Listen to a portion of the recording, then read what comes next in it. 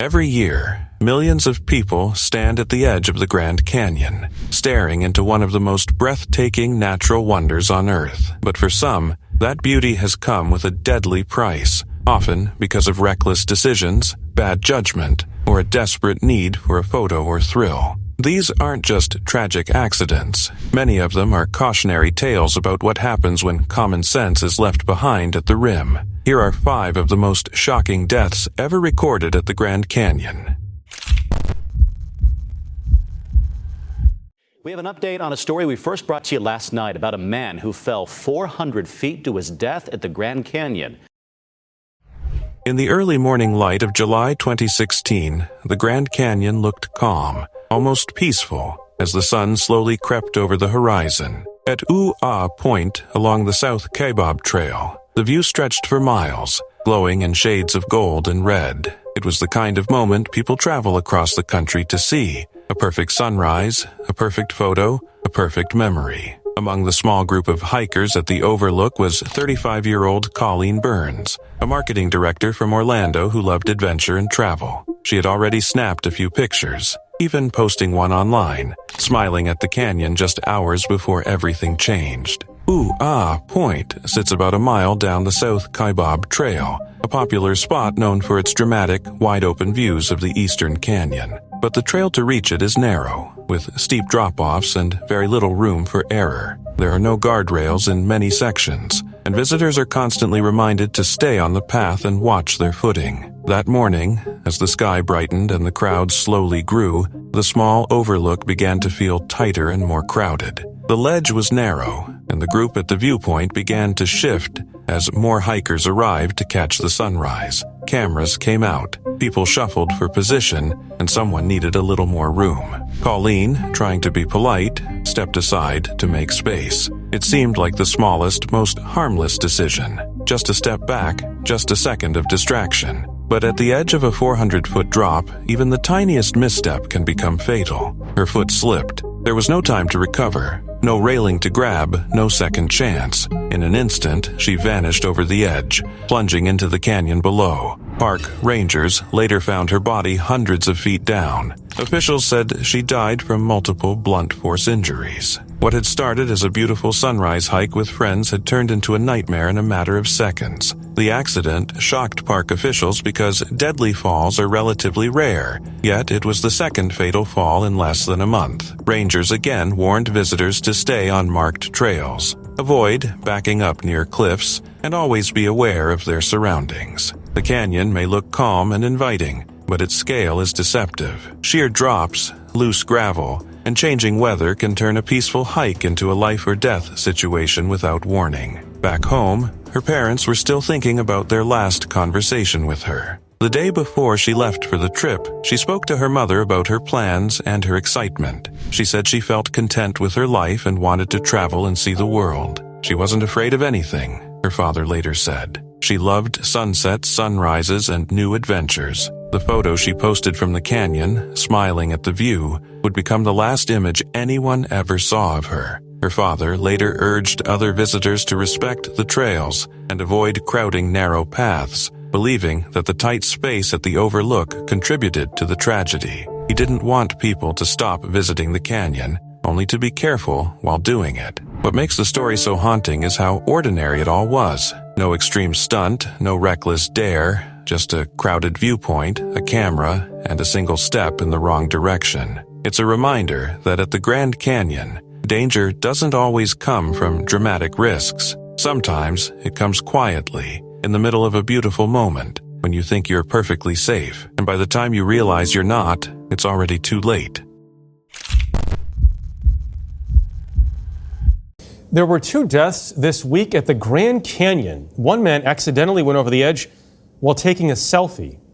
In March 2019, the Grand Canyon once again drew in visitors from across the world, all chasing that same breathtaking view that seems almost too vast to be real. At Eagle Point, a remote overlook on the western edge of the canyon, the desert air was quiet, and the landscape stretched endlessly into the distance. It's the kind of place where people instinctively reach for their cameras, trying to capture a view that no photo can truly do justice. Among the visitors that day was a tourist from Hong Kong, a man in his 50s traveling as part of a tour group. Like so many others, he wanted a picture at the edge, something to remember the moment, something to show back home. Eagle Point is famous for its dramatic cliffs and for the nearby skywalk, a glass bridge that hangs over the canyon. But unlike the skywalk, much of the surrounding rim is raw and unprotected. There are warning signs, but no railings, no barriers, just rock, sky, and a drop that stretches 1,000 feet straight down. The man moved closer to the edge, camera in hand, trying to frame the perfect shot. It probably felt safe enough. The ground seemed solid, the weather was calm, and there were only a few other visitors nearby. But the canyon doesn't forgive small mistakes. According to officials, he stumbled near the rim while taking photos. It may have been loose gravel, a misjudged step, or simply a moment of lost balance. Whatever the cause, the result was immediate and irreversible. He went over the edge and disappeared from sight, plunging roughly 1,000 feet into the canyon below. There were no railings to stop him, no second chance to grab hold of anything, just a silent fall into the vast emptiness he had come to admire. Later that afternoon, a helicopter was sent down into the canyon to recover his body from far below the rim. The overlook closed for the rest of the day, and officials offered prayers to his family. The man's name was not immediately released, but the tragedy spread quickly through the news, becoming yet another reminder of how dangerous the canyon can be.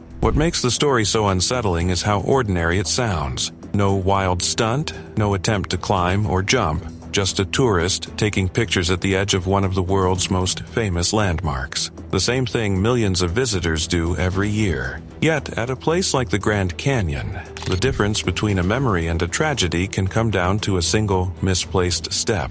Every year, millions of people stand at these same edges, leaning forward for a better view, inching closer for a better photo. Most walk away with nothing more than snapshots and stories. But for a few, the canyon becomes the last thing they ever see, and it all happens in a moment that feels harmless, right up until it isn't.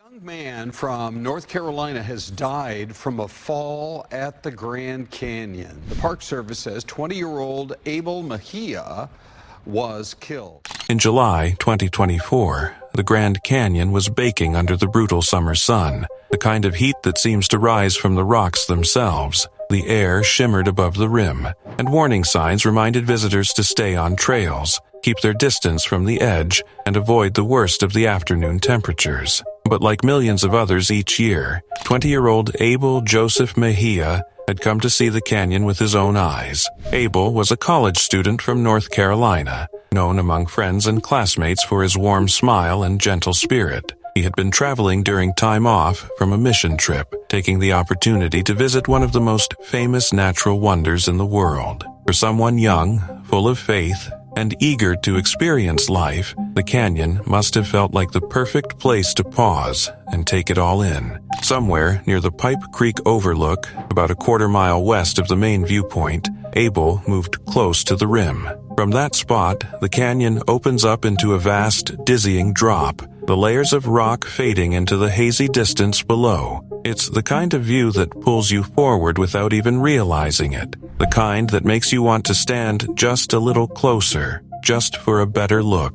But the rim is deceptive. The ground can be uneven, the rock edges unpredictable, and in the heat, even a moment of distraction can be dangerous. Officials later said Abel was near the edge when he suffered an accidental fall. There were no dramatic stunts, no wild dares, just a young visitor standing too close to a place where the ground suddenly disappears. He fell roughly 400 feet below the rim. By the time rangers reached the scene, it was already too late. His body was recovered from the canyon floor, and the fall was ruled accidental. News of the tragedy spread quickly back to his college and church communities. People who knew him spoke about his kindness, his faith, and the quiet positivity he carried wherever he went. To them, he wasn't just another name in a park report. He was a son, a friend, a student with a future that had barely begun. Park officials once again urged visitors to stay on designated trails, keep at least 6 feet away from the rim,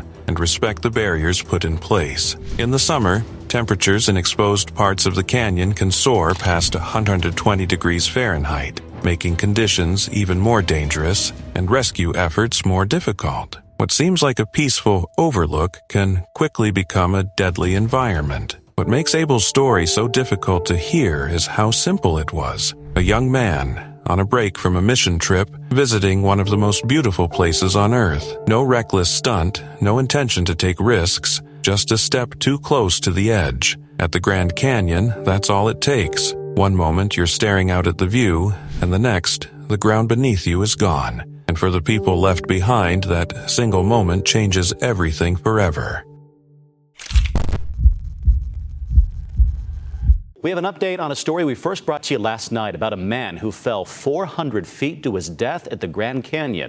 In August 2024, the south rim of the Grand Canyon was quiet in the early morning hours, the kind of stillness that makes the canyon feel even more immense. At Yavapai Point, one of the most popular viewpoints in the park, the sun was just beginning to rise, casting long shadows across the layered rock walls. Most visitors who come here simply stand behind the railings, take a few photos, and leave with a sense of awe. But on this morning, one man had something far more dangerous in mind. Instead of admiring the view, he had come prepared for a jump. Base jumping, leaping from fixed objects with a parachute, is one of the most extreme sports in the world. The name itself is an acronym for buildings, antennas, spans, and earth. It's risky even in places where it's allowed. At the Grand Canyon, it's strictly prohibited. The cliffs are unpredictable, the winds can shift without warning, and the terrain below offers very few safe landing spots. Park officials have banned the activity for one simple reason: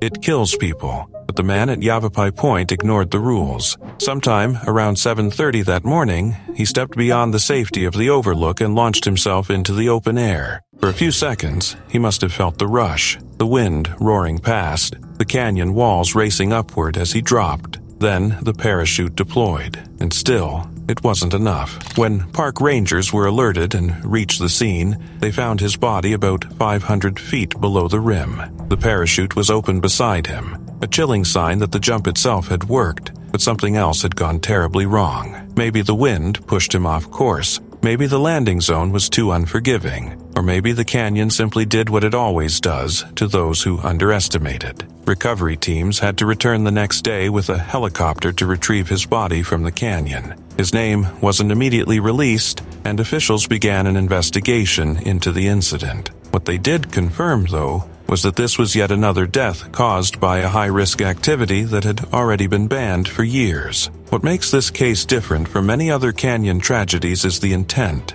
This wasn't a slip, a stumble, or a moment of distraction. This was a calculated risk, a decision to ignore the warnings, the signs, and the rules designed to keep people alive. And in the end, the canyon proved exactly why those rules exist. Every year, thrill seekers are drawn to places like this, convinced they can outsmart the danger, convinced they'll be the exception. But the Grand Canyon doesn't care about confidence or experience. It doesn't bend the rules for adrenaline or ego. One wrong move, one unpredictable gust, one misjudged landing, and the adventure turns into a recovery mission. For most people standing at Yavapai Point, the canyon is a place of wonder. For this man, it became the last place he ever saw, all because of a single jump that was never supposed to happen in the first place.